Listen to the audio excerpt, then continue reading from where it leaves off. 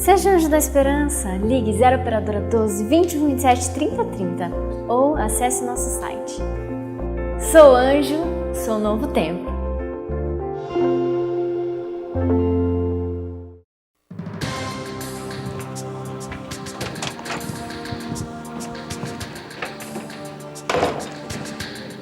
Olá, quero começar o programa de hoje lendo um verso interessante que está em Mateus, no capítulo 5, o verso 48, que diz o seguinte: portanto, sejam perfeitos em amor, assim como é perfeito o Pai de vocês que está no céu.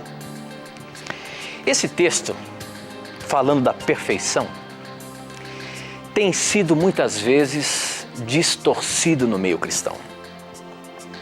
Há pessoas que digam que o cristão ele pode chegar à perfeição, ser perfeito antes de Jesus voltar. Você pode estar em um grau de crescimento e chegar no nível da perfeição, assim como Jesus foi quando esteve aqui na Terra. Será que realmente você pode ser perfeito? Chegar ao nível de perfeição? De ficar isento de pecar? Será que talvez você poderá ser glorificado antes de Jesus vir nas nuvens dos céus?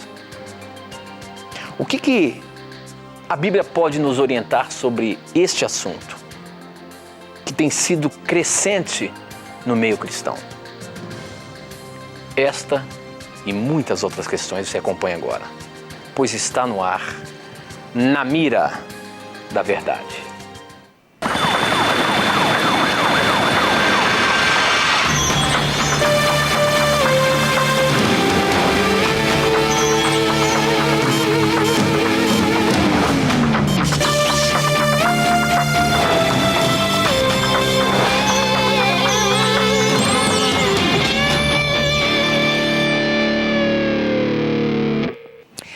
Olá, seja muito bem-vindo. Já nos conectamos com o Brasil e o mundo através das ondas do rádio, da internet e da TV Novo Tempo espalhada por todo o nosso país. Na verdade, hoje, você que assistiu os programas passados, o programa passado, nós havíamos dito que hoje nós teríamos um programa especial, mas eu já queria corrigir aqui. O nosso programa especial falando sobre a maçonaria e os Illuminatis será dia 8 de abril, na próxima semana. Me equivoquei, mas estou aqui diante de você pedindo desculpas e dizendo a você que não perca, que a semana que vem um programa todo especial falando sobre esse tema que tem sido também forte na internet, no meio cristão e muito especulativo.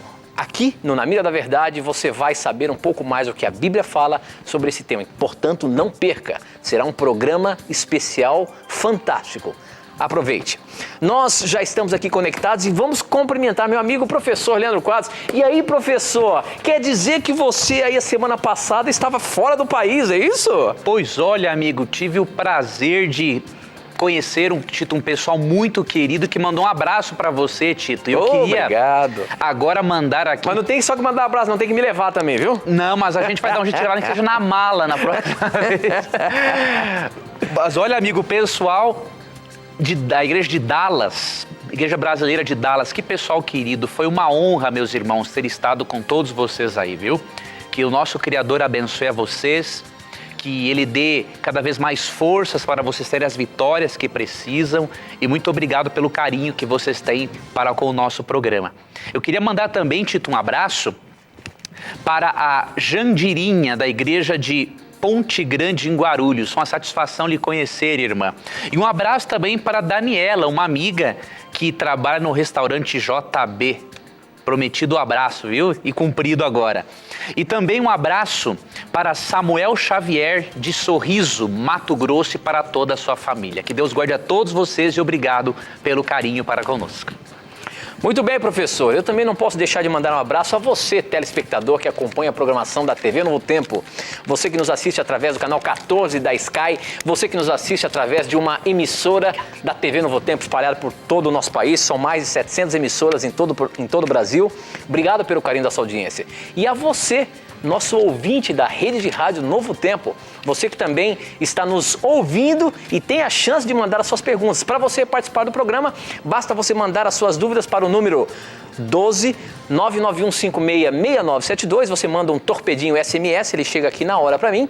Ou então você pode também acessar as nossas redes sociais através do Facebook, namiradaverdade.nt, e através do Twitter, @namiradaverdade. Além disso, você pode visitar o nosso blog e também mandar as suas perguntas através do nosso blog. Nosso blog é novotempo.com/namiradaverdade. Além de você ver ali todo o conteúdo que postamos semanalmente, os vídeos e os programas que fazemos aqui todas as semanas também são postados lá. Você tem a chance de mandar a sua pergunta, porque do lado direito você vai ver que está dizendo que o programa está no ar, está ao vivo. É só você mandar a sua pergunta que ela chega também instantaneamente para mim, tá bom?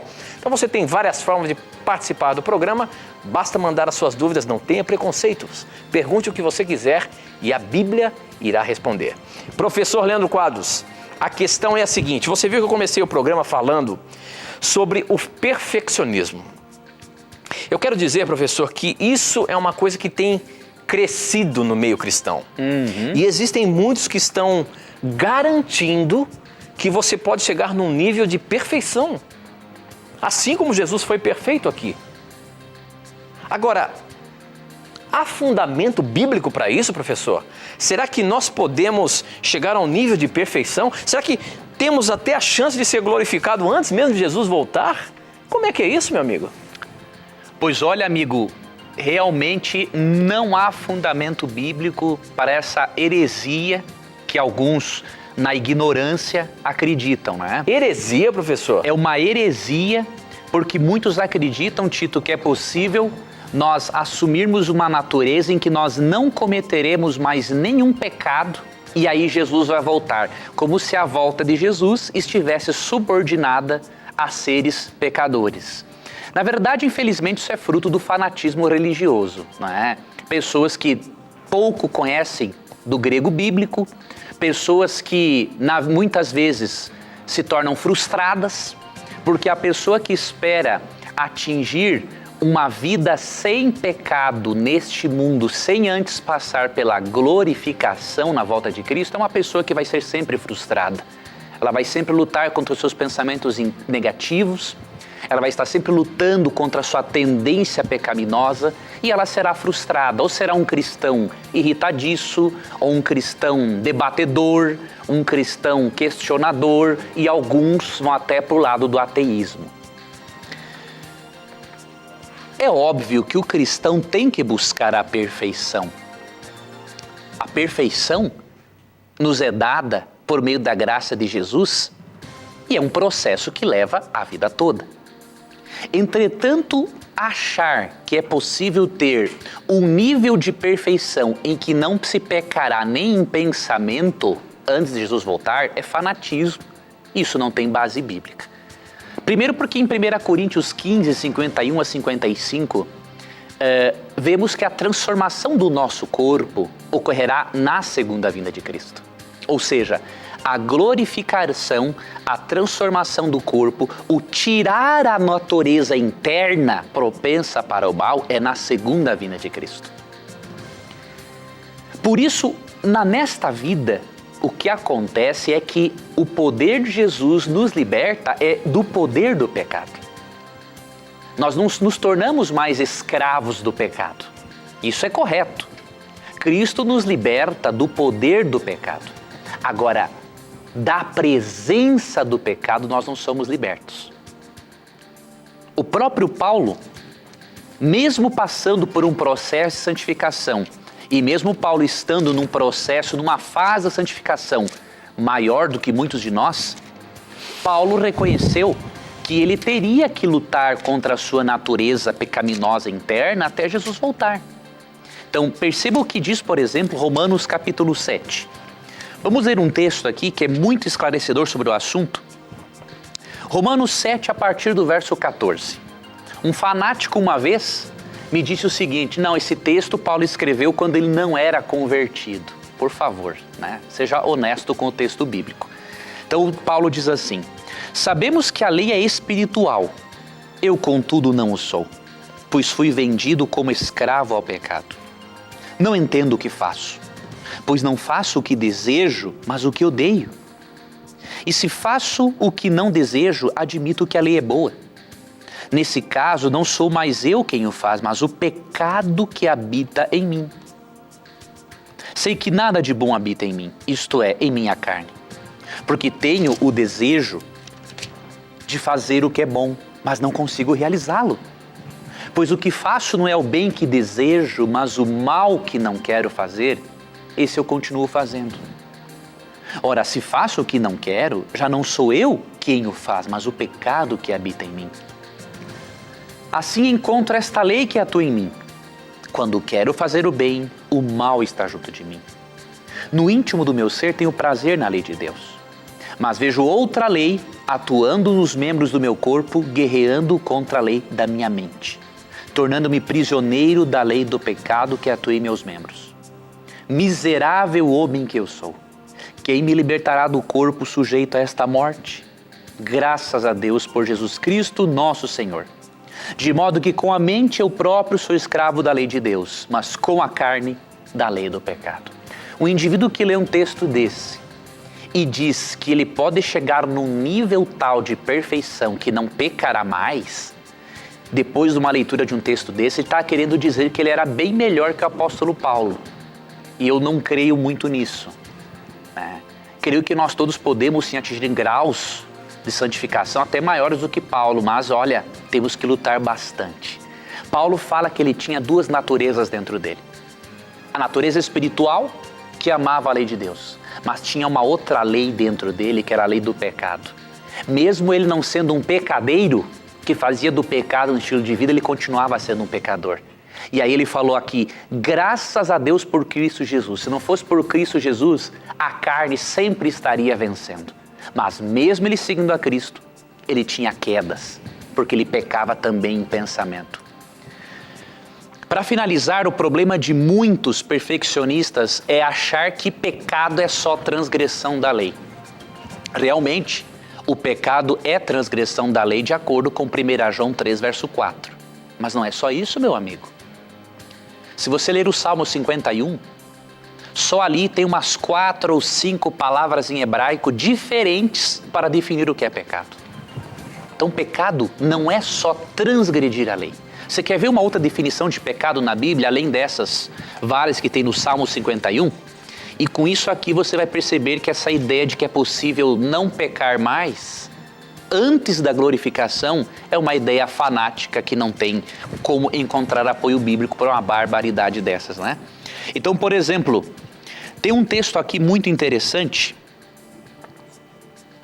Romanos capítulo 14, verso 23. Olha a outra definição de pecado. Mas aquele que tem dúvida é condenado se comer, porque não come com fé. E tudo que não provém de fé é pecado. Biblicamente, além de pecado ser a transgressão da lei, não ter fé em Deus é pecado. Agora eu lhe pergunto, chegará um momento em que seres humanos, antes da glorificação, não tenham nenhum momento de vacilo na fé? Não chegará esse momento. Então, sempre serão pecadores. Sempre precisarão desesperadamente da graça de Jesus para serem salvos. E por isso, se você manteve contato ou mantém contato com essa teoria perfeccionista, abandone essa heresia satânica que tem afastado muitos do puro evangelho de Jesus Cristo. Busque sim a perfeição cristã, mas não busque ser um fanático. Agora, professor, a gente consegue identificar o momento exato da glorificação? A Bíblia nos dá essa luz? Nos dá, Tito. De acordo com 1 Coríntios, eu citei 1 Coríntios 15, 51 a 55, mas vou ler um outro texto. 1 Tessalonicenses 4, 16 e 17. É um texto também muito claro, que mostra que a glorificação é na segunda vinda de Jesus. Então, hoje Cristo nos liberta do poder do pecado quando nos convertemos, mas da presença do pecado, ao ponto de não termos mais a natureza dentro de nós, a natureza má, é na glorificação, na volta de Cristo. Ok. Então eu vou ler Tito, 1 Tessalonicenses 4, 16 e 17, que diz assim: pois dada a ordem com a voz do arcanjo e o ressoar da trombeta de Deus, o próprio Senhor descerá dos céus e os mortos em Cristo ressuscitarão primeiro. Depois nós, os que estivermos vivos, seremos arrebatados com eles nas nuvens para o encontro com o Senhor nos ares. E assim estaremos para sempre com o Senhor.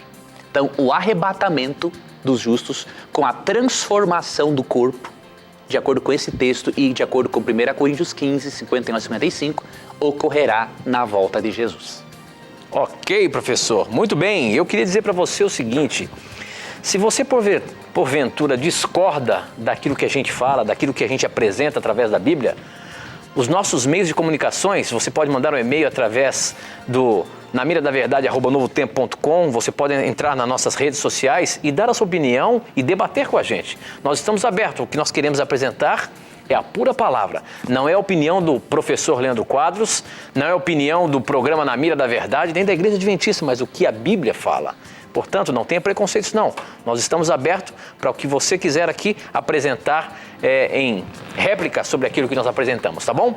Bom, professor Leandro Quadros, as nossas redes sociais aqui estão bombando, o pessoal está participando, mandando suas perguntas. Obrigado pelo carinho da sua audiência, obrigado por você participar. Eu queria fazer uma pergunta agora que veio pelo Facebook, quem mandou foi o Eliezer Rodrigues. Ele diz o seguinte: oi, professor Leandro, meu nome é Eliezer, sou de Tapes, eu acho que é isso mesmo, Rio Grande do Sul, é da sua terra lá, viu? Ô, terra boa! Olha aí, ó. A minha dúvida é a respeito das ofertas. A oferta de Caim e Abel simbolizavam expiação pelo pecado. Pois em Gênesis 4:3 diz que Deus não se agrada ou não se agradou da oferta de Caim, por trazer do fruto da terra para o Senhor. Já em Levíticos 2, de 14 a 16, fala a respeito das ofertas de manjares. Não entendo por que Deus permitiu em Levítico 5:11 que a oferta de manjares pudesse substituir a oferta pelo pecado daqueles que não tinham condições. Afinal, professor, qual é a diferença dessas ofertas para Deus em relação à oferta de Caim e Abel? Olha aí, professor. Veja só como é que você vai sair dessa, porque olha só, a oferta de Caim era frutos da terra. Na oferta de manjares, as pessoas também traziam aquilo que eles plantavam e colhiam, e Deus aceitava. Como é que é essa distorção? Se Deus não aceitou a oferta de Caim e agora ele aceita a oferta de manjares, o que é isso, meu amigo? Vamos lá, vamos explicar isso para o nosso amigo de Tapes, Rio Grande do Sul. Veja bem, querido amigo, Deus estabeleceu, ali no livro de Levíticos, vários tipos de ofertas. Inclusive, a pessoa dedicava os primeiros frutos da colheita a Deus. Só que isso não era para perdão dos pecados, era um reconhecimento de que Deus era o dono de tudo. A oferta para perdão dos pecados envolvia a morte de uma vítima substituta. Tanto que se você ler Hebreus 9:22, ali é dito que sem derramamento de sangue não há o quê? Remissão de pecados, não há pagamento de pecados. Então, ofertas de manjares ou as primícias, ou seja, a primeira parte da colheita da terra, eram dedicadas a Deus, mas não eram ofertas para receber perdão divino. Fazia parte da adoração. Mas a oferta para perdão era uma oferta em que um animalzinho teria que ser o substituto do pecador. E por que Deus não aceitou a oferta de Caim? Porque o tipo de oferta envolvida naquele contexto era uma oferta para perdão, para expiação do pecado. Se você ler, por exemplo, Gênesis 4, você percebe que Deus não se agradou da oferta de Caim. E até aqui, no texto, no verso 6, diz o seguinte, ó: o Senhor disse a Caim: por que você está furioso? Por que se transtornou o seu rosto? Se você fizer o bem, não será aceito? Mas se não o fizer, saiba que o pecado ameaça a porta. Ou seja, Deus definiu no verso 6 que o que Caim fez não foi bem. Ele fez o mal, por quê? Caim expressou uma salvação pelas obras. Enquanto que Abel sacrificou o animalzinho, que seria o seu substituto, Caim ofereceu uma outra oferta a Deus, como dizendo assim, não, eu me salvo do jeito que eu quero. E não é assim que a coisa funciona. Então não podemos confundir os dois tipos de ofertas. Caim e Abel estavam oferecendo um tipo de oferta específica num contexto específico. Expiação de pecados. Exige derramamento do sangue da vítima, de acordo com Hebreus 9:22. Já no caso de Levítico, era uma outra história. E mesmo assim, os cereais, os alimentos oferecidos a Deus, eles jamais eram substitutos da oferta em que tinha uma vítima para substituir o pecador. Muito bem, professor, muito bem. Para você mandar suas perguntas, basta mandar um torpedinho SMS para 12 99156 6972 ou então acessando o nosso blog novotempo.com/Na Mira da Verdade pelas redes sociais, pelo Facebook namiradaverdade.nt e no Twitter @namiradaverdade. Essa pergunta chegou pelo SMS, é da Vanilda, ela diz o seguinte: uma vez vi um pastor pregar que a circuncisão era feita pelo motivo de doenças e não por um sinal tribal. A pergunta é, na Bíblia há algum relato sobre doenças sexualmente transmissíveis? Qual é a questão da circuncisão? Se Deus pediu a circuncisão, era um pacto entre o povo e Deus ou era simplesmente por questão de higiene, era simplesmente para evitar doenças? Qual era o verdadeiro motivo da circuncisão no Velho Testamento e por que hoje não se faz mais isso, meu amigo? Vamos lá, eu vou ler aqui um texto que se encontra em Jeremias, capítulo 4. Deixa eu ver se é Jeremias mesmo, 4. Não é Jeremias, é um outro texto que eu quero ler, é Romanos, capítulo 2, para a gente explicar um pouquinho do simbolismo da circuncisão. Na verdade, querida amiga, a circuncisão tinha esses dois propósitos. Era um sinal tribal, mas também envolvia uma questão de higiene. Mas eu vou ler o texto para você antes, para lhe explicar isso. Não foi assim uma contradição do pregador, não. Romanos 2:29 diz o seguinte: não, judeu é quem o é interiormente, e circuncisão é a operada no coração, pelo Espírito e não pela lei escrita. Para estes o louvor não provém dos homens, mas de Deus. A circuncisão praticada no Antigo Testamento simbolizava a circuncisão do coração, de acordo com Romanos 2:29. Na circuncisão, era-se cortado o prepúcio, aquela pelezinha que cobre a glande do pênis masculino, e aquilo era um sinal tribal de que a pessoa pertencia à tribo de Israel. Ao mesmo tempo, aquilo simbolizava o seguinte: assim como se tirava do órgão masculino o desnecessário, diríamos assim, Deus quer tirar do coração humano o desnecessário, que é o pecado. Então a circuncisão física representa a circuncisão do coração, a transformação, a conversão, o cortar o pecado da nossa vida, certo? Agora, tinha uma questão higiênica também. Por quê?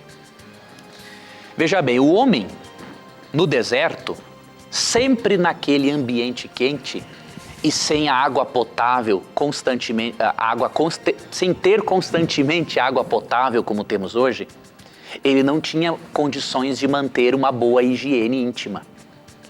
Então a produção de esmegma no órgão masculino era muito maior e com certeza isso iria transmitir doenças para a esposa.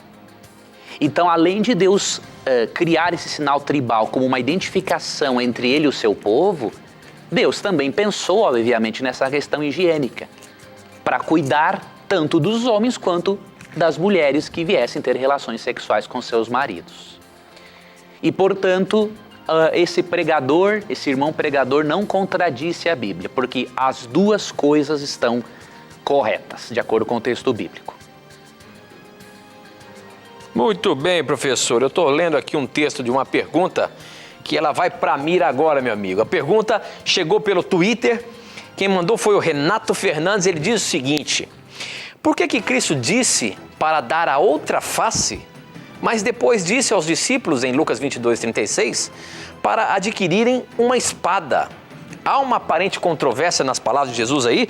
Lá em Lucas 22:36 diz o seguinte: Pois agora quem tem uma bolsa ou uma sacola deve pegá-la. E quem não tem uma espada deve vender a capa e comprar uma, pois as Escrituras Sagradas dizem: ele foi tratado como se fosse um criminoso.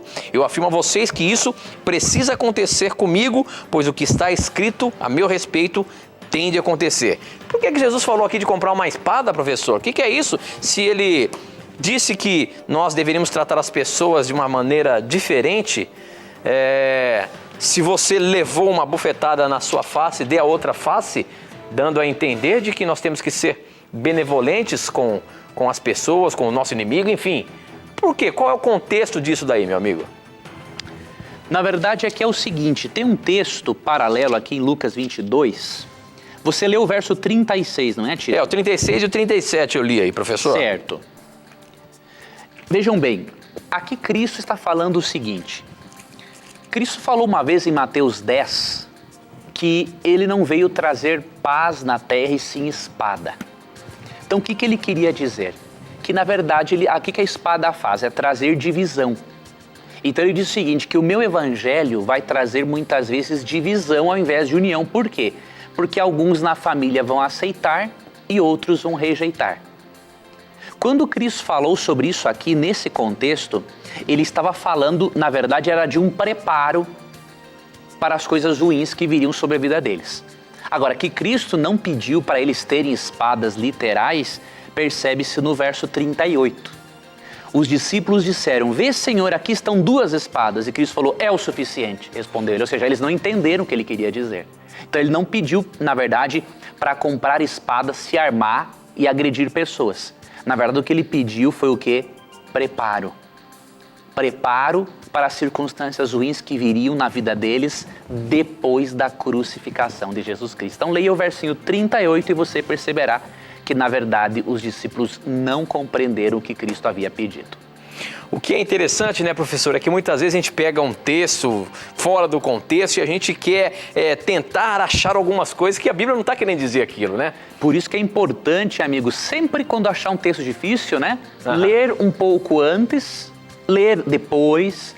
Se isso não for suficiente, é bom ver o que o mesmo autor disse em outros livros, ou ver o que outros autores inspirados disseram sobre o assunto, né? Então isso é o mais seguro realmente, Tito. Agora, o objetivo do programa Na Mira da Verdade é exatamente esse, é poder nos ajudar a estudarmos a Palavra de Deus. Obrigado pelas suas perguntas, obrigado pela sua participação. Nós temos que ir para o intervalo, mas não sai daí não, a gente volta já já. Aproveita e mande aí as suas perguntas, tá bom?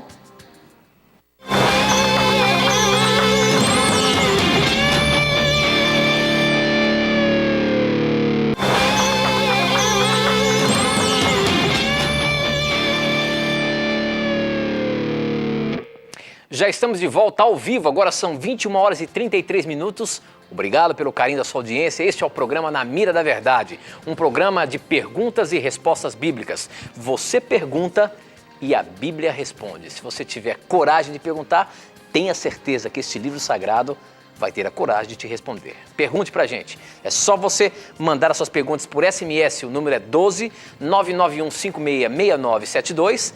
Pelo Facebook é namiradaverdade.nt, pelo Twitter, @namiradaverdade e através do nosso blog novotempo.com/namiradaverdade, tá bom? Professor Leandro Quadros, aqui pelo Facebook tem muitas perguntas, mas antes de fazer uma pergunta, eu queria mandar alguns abraços especiais aqui, ó. Queria mandar um abraço todo especial para o seu Sebastião Rodrigues da Cruz de Cacoal, Rondônia. Em Cacoal nós temos TV aberta lá. Um abraço a você, seu Sebastião, que acompanha a gente. Seu Sebastião é pai do pastor Gilson de Ji-Paraná e ele está acompanhando com toda a família e é um amante do programa Na Mira da Verdade. Um abraço todo especial para o senhor, viu, seu Sebastião? Eu também queria mandar um abraço para a dona Ana, que fez aniversário aí. A sua filhona, a nossa produtora aqui, está mandando um abraço para a senhora, um abraço todo especial. Professor Leandro Quadros, chega de abraço e vamos lá. Vamos lá, amigo. O bom é a pergunta, botar você na mira, meu amigo. E olha só, a questão chegou aqui pelo Facebook e ele diz o seguinte, quer ver?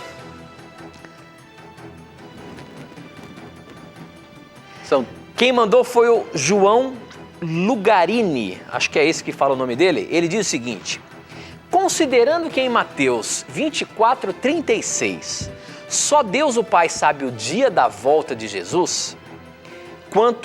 Dizendo o texto, quanto ao dia e a hora ninguém sabe, nem os anjos do céu, nem o Filho, senão somente o Pai? E que na Bíblia não está registrado em lugar nenhum que foi dado a Jesus essa informação depois de sua ascensão aos céus? Como conciliar isso com a doutrina da Trindade, em que Pai, Filho e Espírito Santo são um só? Pensam e sabem as mesmas coisas? Olha aí, professor, se Jesus não sabe nem o dia nem a hora, como que ele é considerado Deus? Como fundamentar a Trindade, Deus Pai, Deus Filho e Deus Espírito Santo, um só Deus? Como que é isso? Em 3 pessoas? Na verdade, houve um pequeno equívoco por parte desse questionamento do irmão, porque há sim na Bíblia um registro de que Jesus é onisciente. Então, talvez ele não tenha encontrado o texto, que é Colossenses, capítulo 2, verso 3. Eu vou ler para você esse texto. Agora, por que no texto diz que nem ele sabia? Eu vou ler e eu vou explicar isso para ele. Okay. Mas aqui diz assim, Tito. Então explica para mim também. Nele estão escondidos todos os tesouros da sabedoria e do conhecimento. Perceba, irmão, que esse texto diz que em Cristo estão escondidos todos os tesouros da sabedoria e do conhecimento, ou seja, ele é onisciente.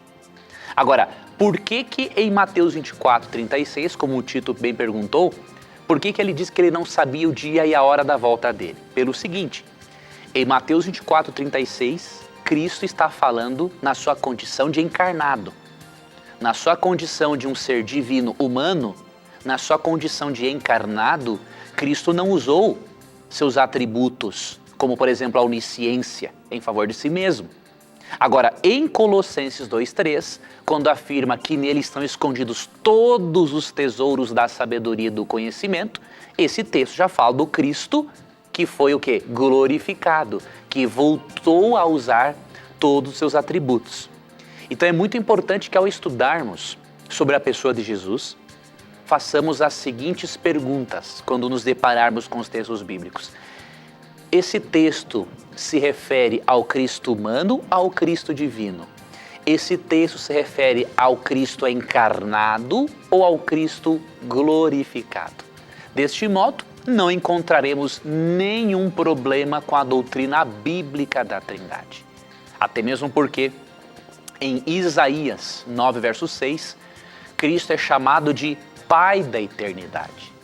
Como que alguém que teve um começo pode ser chamado de Pai da eternidade? Não tem como. E ao mesmo tempo, em Atos 3,15, Jesus é chamado de o autor da vida. Como que o autor da vida pode ter tido um começo? Impossível. Então, portanto, existe sim um registro da onisciência de Cristo em Colossenses 2, verso 3. Muito bem, professor. A próxima pergunta chegou pelo nosso blog, novotempo.com/na mira da verdade. Quem mandou foi o André Luiz Amaral. Ele é de Jaboticabal e ele diz o seguinte, é uma pergunta extensa, mas é interessante nós colocarmos na mira aqui. Ele diz o seguinte, a Bíblia é clara quanto à sua validade, que é eterna, mas eu gostaria de entender e compreender o real sentido do olho por olho e dente por dente, Êxodo capítulo 21 e Levítico 24. Fica aí a impressão de que podia se pagar com a mesma moeda. O porquê disto? Qual era a real finalidade dessas leis? Por que as pessoas eram apedrejadas? Por exemplo, no caso do lenhador que foi apanhado cortando lenha no sábado, em João capítulo 6, ou também o caso da mulher que foi apanhada em adultério e queriam apedrejá-la, mas Jesus disse àqueles que não tivessem pecado que atirassem a primeira pedra. Então todos foram embora e a mulher foi perdoada. Ali me parece que Jesus pôs um fim na lei mosaica. Então pergunto, e as pessoas que foram apedrejadas no Velho Testamento, quem jogou as pedras não tinham pecado? É claro que sim, mas então por que Deus assim permitia? Pastor, não parece injusto, pois a adúltera só não foi morta apedrejada porque Jesus lá estava, e assim ela teve a chance de se arrepender. Mas e os que morreram apedrejados no Velho Testamento? Não te parece haver dois pesos e duas medidas? Sabe, pastor, todas as vezes que estudamos sobre a lei e a graça e as pessoas fazem confusão sobre as leis mosaicas, então temos muita dificuldade em compreender essas situações que aconteciam no Velho Testamento. E isso é interessante, professor, porque realmente quando a gente vê as coisas que aconteciam lá no Velho Testamento, é difícil a gente explicar para uma pessoa o Deus do amor no Novo Testamento e o Deus do mesmo amor no Velho Testamento, só que tinha essas coisas. Quando Jesus veio aqui, realmente essa questão do olho por dentro foi extinto? Como é que é isso daí? A questão das leis do apedrejamento foram extintas ali naquela ocasião da mulher adúltera que Jesus a defendeu? Como que a gente explica estes questionamentos, meu amigo? Muito boa essa pergunta. Eu vou ler primeiramente um verso que se encontra em Mateus 5,17, que a princípio vai colocar uma pulga atrás da orelha do nosso telespectador, mas vai ser para a compreensão, na verdade, do tema. Então, eu vou pedir... Você quer me ajudar, Tito, a ler um texto? Sim.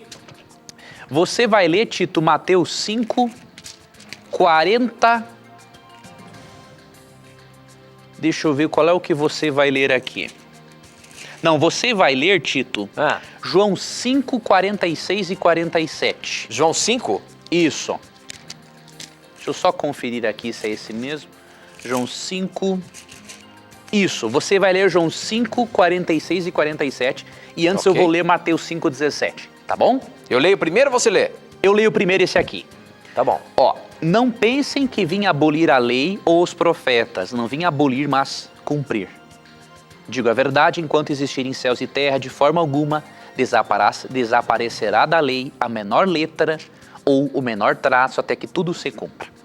Veja bem, o termo lei aqui nesse texto se refere aos 5 primeiros livros de Moisés. Gênesis, Êxodo, Levíticos, Números e Deuteronômio.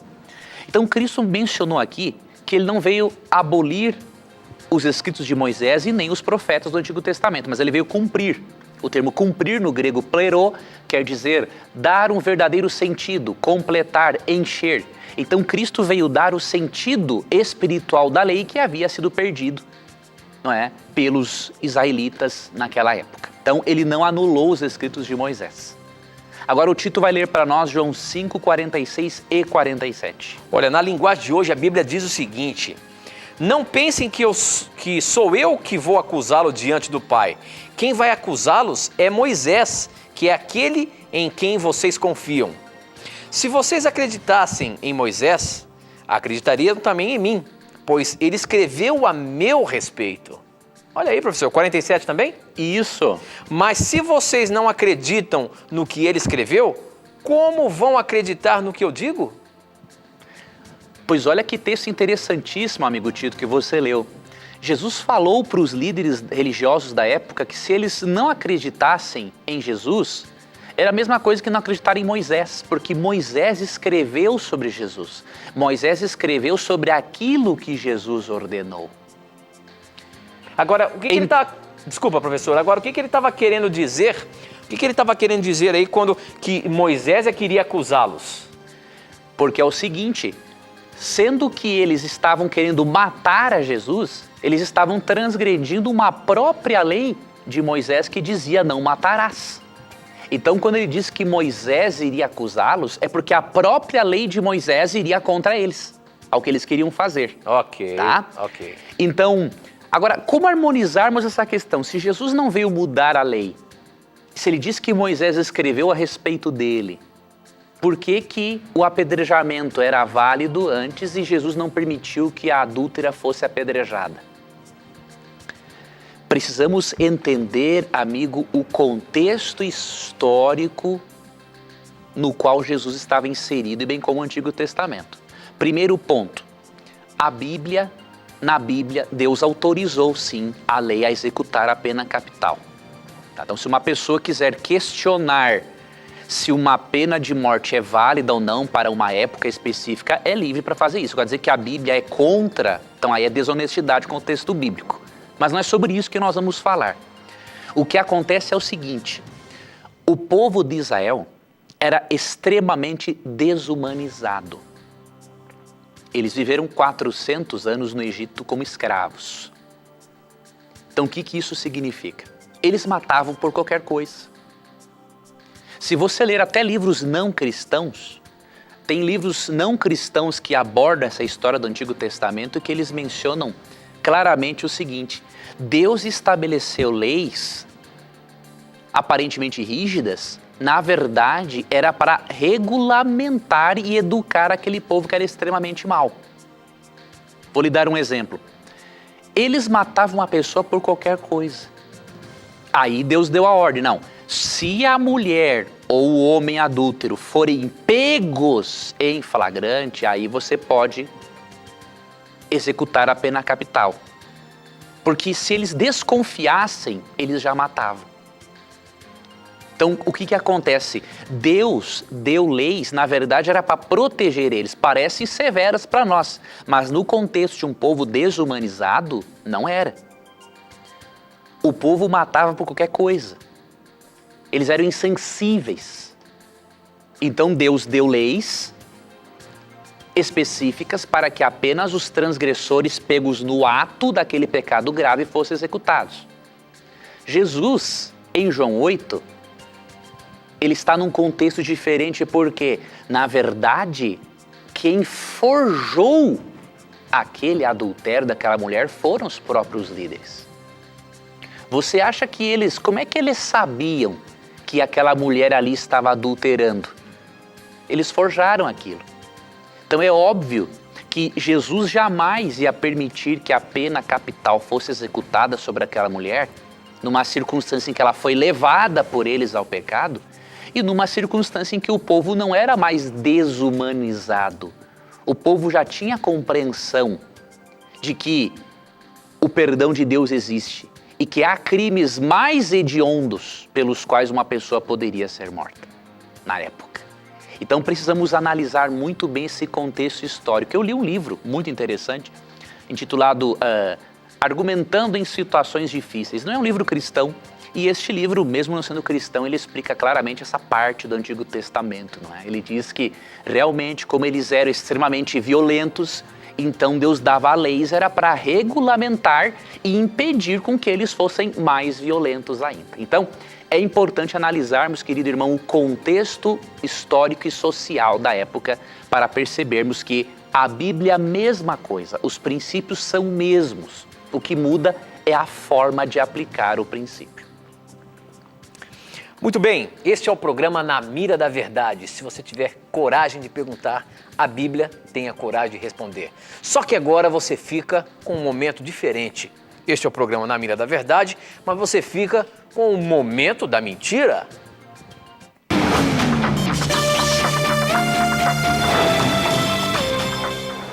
Pois hoje, no dia da mentira, nós não deveríamos deixar de falar de uma das maiores mentiras que existem no meio religioso. Algumas pessoas têm a capacidade de dizer que o nome Jesus é um nome blasfemo e que o nome Jesus significa Deus cavalo. Como que eles alegam isso? Eles dizem que o nome, que a inicial J, se refere ao deus Júpiter e o final Zus se refere a cavalo. Então Jesus significa Deus cavalo. Eu quero dizer uma coisa para você com toda certeza, isso é uma grande mentira. Não tem nada a ver isso. Dizer que o nome Jesus significa Deus cavalo é uma ignorância sem tamanho. Com que base linguística o indivíduo tem para pegar a letra J, dizer que é Júpiter, e pegar Zuz e dizer que é cavalo, e juntar e formar Deus cavalo? Não tem cabimento uma coisa dessas.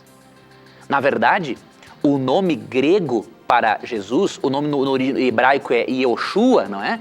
O nome grego para Jesus não foi criado por Jerônimo quando ele traduziu a Bíblia para o latim, como dizem os desinformados. Esse nome de Jesus existia uns 600 anos antes. Tanto que Flávio Josefo, historiador judeu, ele explica que nos dias de Jesus existiam mais de 20 pessoas com o nome de Jesus, com o nome Iesos no grego. Então, dizer que Jerônimo inventou esse nome para blasfemar de Jesus, isso é uma barbaridade. Quem acredita numa coisa dessas, simplesmente ele está permitindo ser enganado. E mais um detalhe, se você pegar um Novo Testamento grego, Não importa a página onde você abrir. Sempre que você encontrar aqui uma referência a Jesus, você vai encontrar o nome grego de Jesus.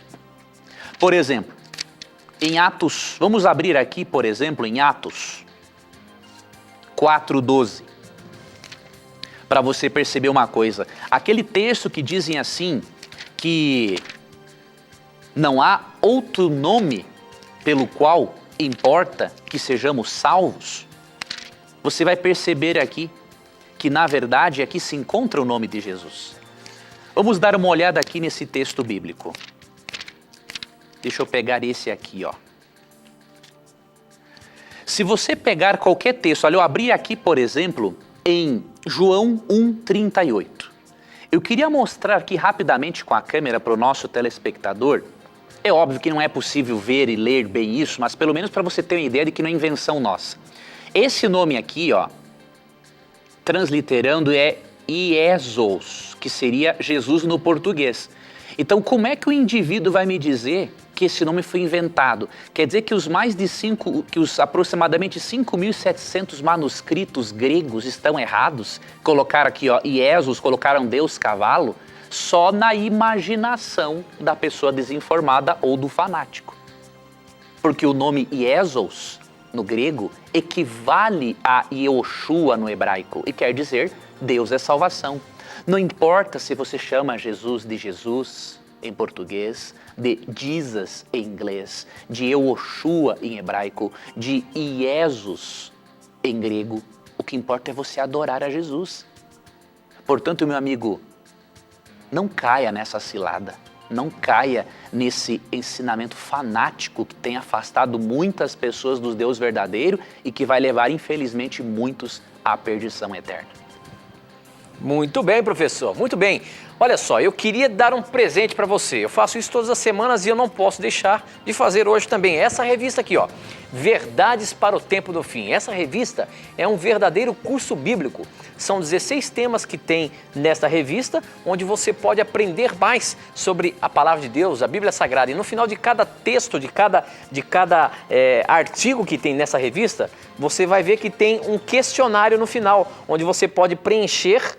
E depois, se você mandar esse questionário para a gente, você ainda vai ter a chance de ganhar mais um presente ainda. Nós temos 3 CDs que são separados entre duetos, um CDs que é só solos e um CDs que é grupos e quartetos, que você vai poder escolher um desses CDs para você receber também de presente. Então, se você quer esta revista aqui, ó, Verdades para o Tempo do Fim, acesse agora o nosso blog novotempo.com/na mira da verdade. Você vai ver a foto dessa revista, você vai clicar em cima dela e ela vai te direcionar para um lugar onde você vai colocar os seus dados postais para que ela possa chegar certinho na sua casa sem pagar nada, tá bom? Peça agora mesmo e tenha a revista Verdades para o Tempo do Fim aí na sua casa, tá?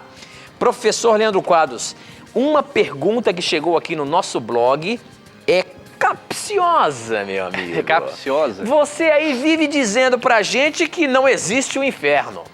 Agora, olha só o que a Emanuele, lá de Teixeiras, na Paraíba, disse. Professor, o inferno existe? Sim. Quando Jesus estava para expulsar os demônios do Gadareno, os próprios demônios pediram para que não fossem enviados ao abismo, Lucas 8:31. Que abismo é esse, se não é o próprio inferno? E aí, professor, e então? Olha aí, ó, ela já até disse. E aí, professor, e então? Como é que você sai dessa, meu amigo? É o inferno ou era o inferno que eles estavam dizendo aí, os demônios? Vamos ler aqui, ó, um versículo interessante para ajudar nós. Qual é o nome dela mesmo, Tito? É Emanuele. Emanuele. Emanuele, perceba uma coisa, ele falou realmente em Marcos, em Lucas, para não mandá-los para o abismo. Agora, olha o que Cristo falou para ele, o que eles falaram para Cristo em Mateus 8:29. É importante pegar textos paralelos que falam do mesmo assunto para nós não criarmos uma doutrina que não existe na Bíblia. Então, em Mateus 8:29, olha o que os demônios disseram. Então eles gritaram: que queres conosco, filho de Deus? Vieste aqui para nos atormentar antes do devido tempo? Ou seja, os próprios demônios sabiam que não era o momento deles serem lançados no inferno. E muitos cristãos não sabem disso, não querem perceber isso na Bíblia.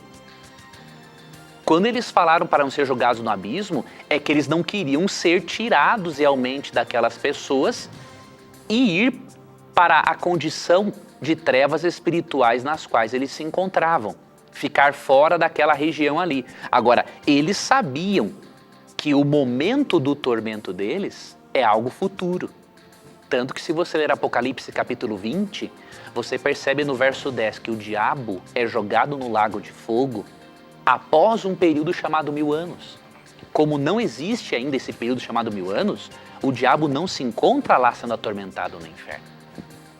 Então, analise esse texto de Mateus 8, 29 e você vai perceber que os próprios demônios sabiam que o momento do tormento deles é algo futuro. Ok, muito bem, professor. Eu queria agora mostrar para você que nós temos pessoas que vieram aqui nos assistir, nos acompanhar e convidar você, se um dia quiser conhecer o programa ao vivo, você tem a chance de conhecer aqui o programa Na Mira da Verdade. Nós temos pessoas aqui que vieram hoje, o Vanderlei Correia, a Cássia Monteiro e a sua filhinha Júlia Correia estão aqui. Dá um tchauzinho, ela já até dormiu, tadinha. Mas aí tem também a Juliana e o Arnaldo, olha lá, olha pra lá, ó, e dá um tchauzinho pra gente aqui. Obrigado por vocês terem vindo aqui acompanhar o programa Na Mira da Verdade. E se um dia você quiser conhecer o programa, basta entrar em contato com a gente e nós teremos o maior prazer em receber você. A gente não consegue receber muitas pessoas, mas umas 5 pessoas aí dá pra gente receber, tá bom? Obrigado aí por vocês estarem aqui com a gente, tá? Professor Leandro Quadros, nosso tempo não para de correr aqui, ó. Você tem 1 minutinho para responder a seguinte pergunta que chegou pelo Facebook. Existe uma contradição entre Êxodo 31, 18 e Êxodo 34, 28? Porque em Êxodo 31, 18 dá a entender de que foi Deus quem escreveu as tábuas da lei com o seu próprio dedo. Só que lá no capítulo 34 dá a entender que foi Moisés que escreveu. Como é que é isso? É uma contradição? Afinal, foi Deus que escreveu as leis ou foi Moisés? Como é que é isso?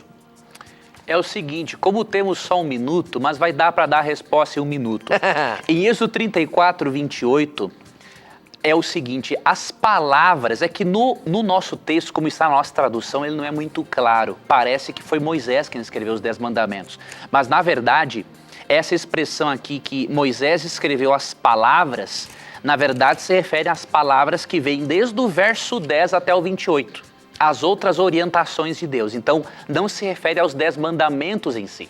Moisés fez também, obviamente, cópia dos 10 mandamentos, mas os 10 mandamentos foram escritos realmente pelo próprio Deus. As palavras que Moisés escreveu foram essas palavras aqui, do verso 10 até o verso 28. Ok, professor, com essa nós terminamos mais um programa Na Mira da Verdade.